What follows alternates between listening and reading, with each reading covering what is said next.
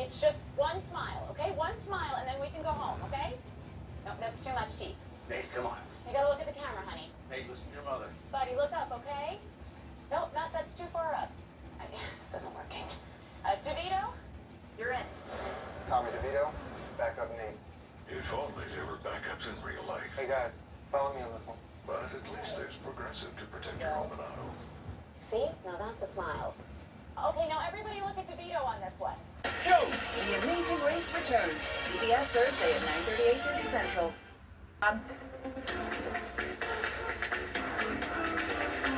Well, the Colts are sitting at 3-0 for the first time in a long time. They beat the Tennessee Titans this afternoon. Our Dominic Miranda was in Nashville to watch it all go down and joins us live from there now. Dom? Well, the Colts came, they saw, and they dominated this game from start to finish. Complimentary, complete performance, 41-20 your final, beating up on a bad Tennessee Titans team, but doing it together in their first road action of the season, their first division game of the season, 3-0 for the first time since 2009. It was a hot and humid day for football in the heart of Tennessee as the Colts look to keep this hot start to the season going behind an offense that has been humming and hadn't punted once coming into this game. But it was this Colts defense that got the festivity started just 49 seconds into this one. Kenny Moore the second, how do you do? Picks off the rookie Cam Ward, takes it back to the house, 32 yards for the pick six. Just like that, Indy's on top, 7-0. Now the offense's turn to keep this ridiculous start to the season going. Daniel Jones, cool as a cucumber. Later in the first, scrambling 17 yards for the first down, looking like Johnny Football. A couple plays later, it's Jonathan Taylor punching it in for the short touchdown, capping off a 9-play, 77-yard drive. Colts on top, 17-3 now. JT, believe me, would be far from done. Indy takes a 20-6 lead into the halftime break. Out of the halftime break, more of this Colts offense, making it look easy. Taking just 6 plays to get down the field, capped off by Indiana Jones, hitting Michael Pittman Jr. for the 20-yard touchdown. Colts open up a 21-point lead. Later in the third quarter, this was the play of the game. Vintage JT breaks a tackle, spin move, sheds another, and another. JT, you are my hero. One of the best runs you'll ever see. 46 yards for the score, putting the finishing touches on this one.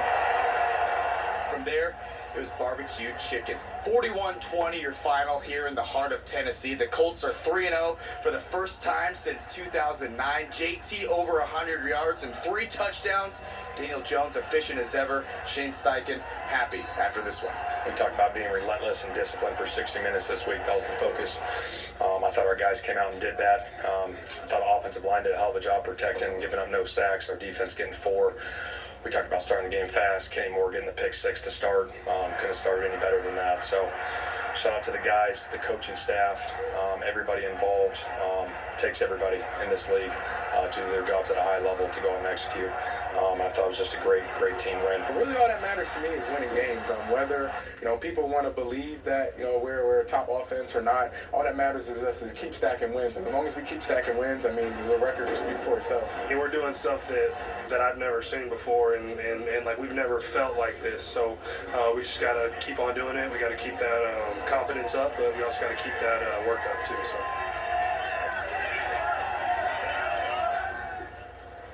I thought really telling comments from Michael Pittman Jr. He's been around here for a while, been a part of a lot of Colts teams saying they're doing things and executing at a level never seen before, and you can see it with this offense. Daniel Jones up over 220 yards, a touchdown, so efficient on the day. JT 102 yards, 3 touchdowns, and spreading the love on the offense too, with Michael Pittman Jr. leading the way with just 73 yards, but a touchdown right after the halftime break. 4 sacks, just a full, complete team performance. Are the Tennessee Titans world beaters? No, they're probably one of the worst teams in the league, to be frank. But what we've seen in 3 weeks from this Colts team has been extremely encouraging. A huge test on the road next week against the LA Rams. Got to monitor Alec Pierce and Kenny Moore injuries, though. Concussion and a calf injury, respectively, for those two.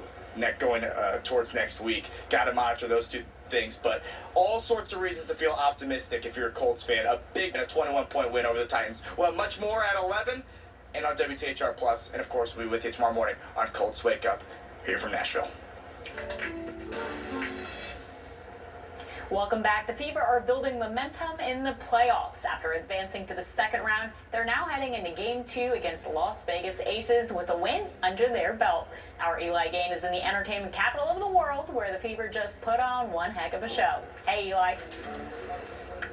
Yeah, Allison, they certainly did. The main things that you kind of take away from this game was the Fever had the urgency, they had the physicality, they had the execution, and they limited a lot of mistakes in this game. And if you checkmark all of those things, that's a formula for success for any team. And right now, the Fever looking as good as anyone in the league. They come into this building, a building that the Aces have not lost in since August 2nd, and they sort of take it behind the woodshed a little bit. 89-73 is the final, a 16-point victory.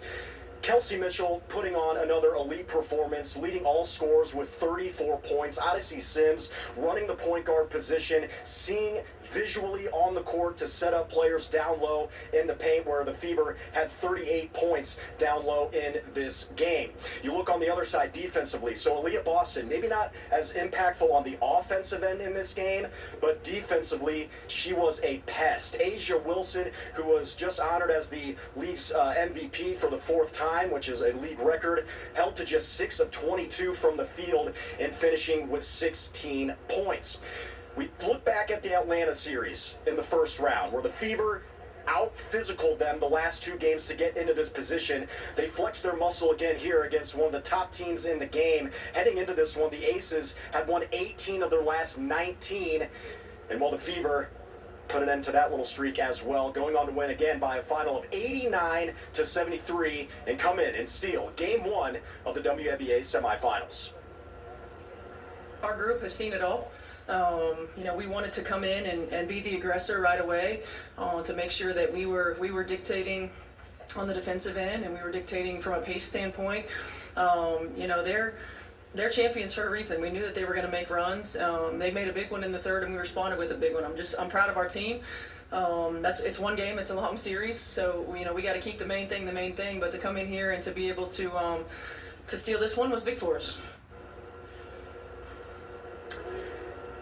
Now, since we are in Vegas, you like to talk about odds, right? So this is a big game that the Fever were able to get. Because in a best-of-5 series in the WNBA playoffs, the team that gets a Game 1 victory goes on to win the series 74% of the time. But as Stephanie White mentioned after the game, they're not looking back. It's about continuing to grow each and every day and looking forward, which is now to Game 2 on Tuesday. A late tip-off for that one, so it's going to be 9:30 Eastern Time back there. Of course, stay with us right here on Channel 13, your local home for the Indiana Fever, as well as over on WTHR Plus as well. But once again, the Fever, 16-point victory, 1-0 series lead in this best-of-5, and looking to hopefully make it a 2-game series lead before the series shifts back to Gainbridge Fieldhouse on Friday. Allison?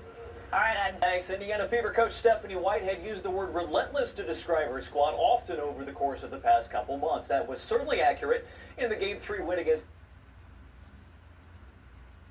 Kyle, thanks. Indiana Fever coach Stephanie Whitehead used the word relentless to describe her squad often over the course of the past couple months. That was certainly accurate in the Game 3 win against Atlanta to advance. More of the same on this Sunday to open their semifinal series in Las Vegas. We had it for you right here on WRTV. The Fever held a 9-point lead in the opening quarter. The bigger run came in the third. Vegas had gotten within 3, but then the Fever flexed their offense wide. Lexi Hull was held scoreless the first 26 minutes.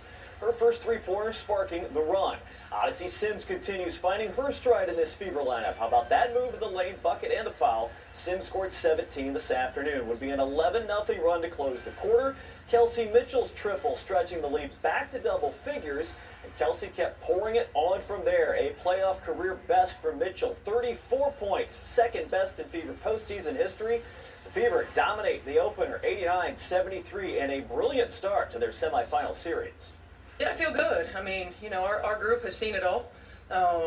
We wanted to come in and be the aggressor right away, to make sure that we were dictating on the defensive end, and we were dictating from a pace standpoint. I think we did a good job, Kelsey included, all guards just getting to the lane. That was the biggest thing, and if the post stepped up, then we had to dump down. So just staying aggressive, just keeping them on their toes, moving the ball. I think we did great offensively from start to finish today. It's one game, it's a long series, so we got to keep the main thing, but to come in here and to be able to steal this one was big for us.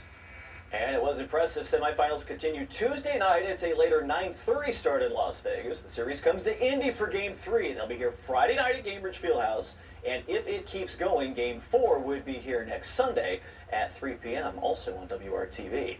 Well, the Colts' 2-0 start came with a couple of home wins. The first road test always adds an extra wrinkle to the season, but the Colts keep churning. They took it to the Tennessee Titans early and often. It was another impressive showing by the Indy offense. The Colts' defense, though, set the tone from the start. Third play of the game, Kenny Moore coming up with the interception and an easy stroll to the end zone. The pick-6 touchdown, the fourth time in Kenny's career. Take it to the house, a quick 7-0 advantage on the road. Daniel Jones was in very good command of the offense once again. They had 20 points in the first half, and then after that, touchdown pass to Michael Pittman Jr. with a great effort to get to the goal line. That's Pitt's second score of the season, and he was up 3 TDs from there. And how about another banner day for Jonathan Taylor? 102 yards on the ground, 46 of them, one of his best runs ever. 3 touchdowns in this game. Colts get a season-best 41 points today. 41-20, the division win.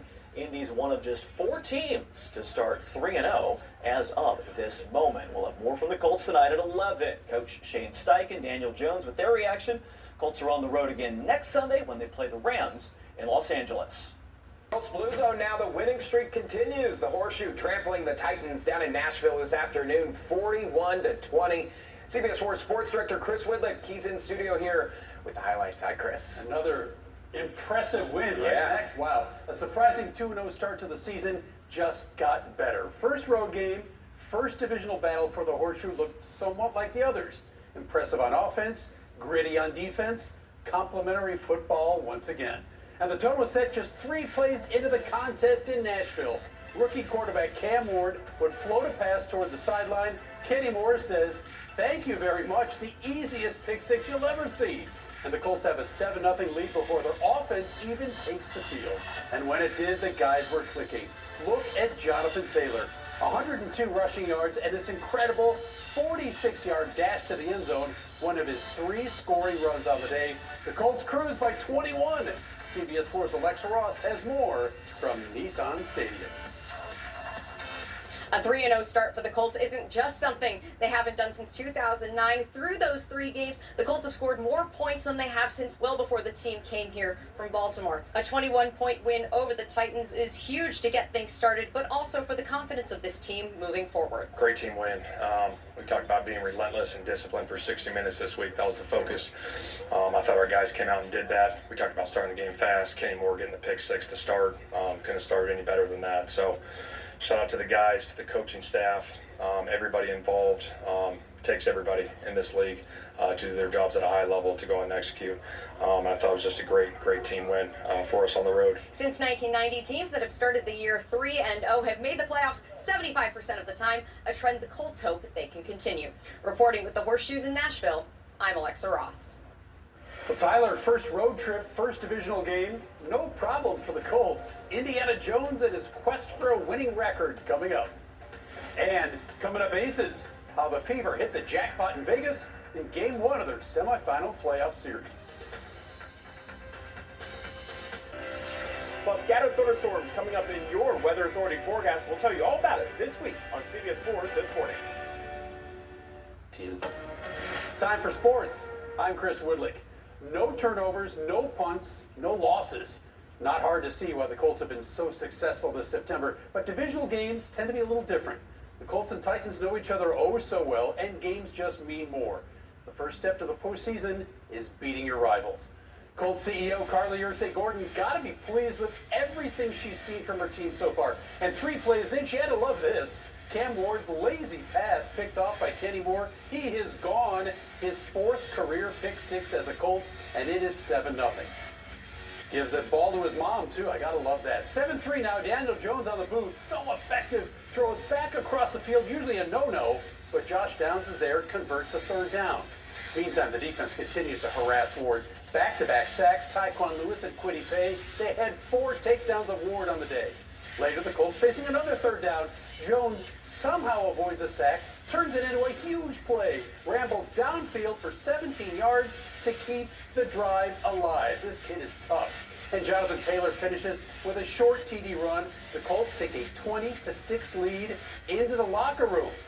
And an impressive opening drive in quarter number 3. Jones over the middle finds Michael Pittman Jr. and he battles his way to the end zone. 6 catches, 73 yards for Pitt. 27-13 now, and it is Taylor time. This is vintage JT. Running through and around defenders, love the spin. 48 yards to pay dirt. The Colts have it on cruise control. And JT's not finished. 4th quarter now, watch this effort. Fights through 5 would-be Titan tacklers, reaches the end zone, and victory number 3 is in the books. 41-20, Indianapolis rolls a 3-score beatdown. That's their 5th straight win over Tennessee. And still no turnovers and no sacks allowed today. And Taylor tops 100 yards on the ground yet again on just 17 carries. Now let's head back to Nashville with more from Alexa Ross. Shane Steichen has preached throw to score, run to win, and that could not have been more true in Sunday's victory over the Titans. Jonathan Taylor's 3-touchdown day, 100-plus yard performance was something that the Colts have been waiting for quite some time, and they were finally able to pull it off through the run game. It's all about playing complementary football, not only with offense and defense, but also within the offense. You know, like I mentioned, guys in the backfield, we got to help the guys on the perimeter. The guys on the perimeter have to help us in the backfield, and we all have to help, Daniel in order to make sure that we're all in our spots, executing our assignments. So executing that throughout a game, I think is very critical because everyone in every position is going to have their time, their moment in the game where, hey, we need you guys to come up big. JT, had another big-time day. I think huge credit to him and how he's been playing, and then the guys up front, and they're blocking, and the run game's been big, and then guys are getting open, making plays in the pass game with, some explosive plays and stuff down the field. So I think a lot of credit to the guys up front. I think it starts there in the run game and the pass game. The success of the run game is more than just the 5 guys up front. Tyler Warren was the lead blocker on that final Jonathan Taylor touchdown run. His versatility has added such an edge to this offense. Reporting with the Colts in Nashville, I'm Alexa Ross.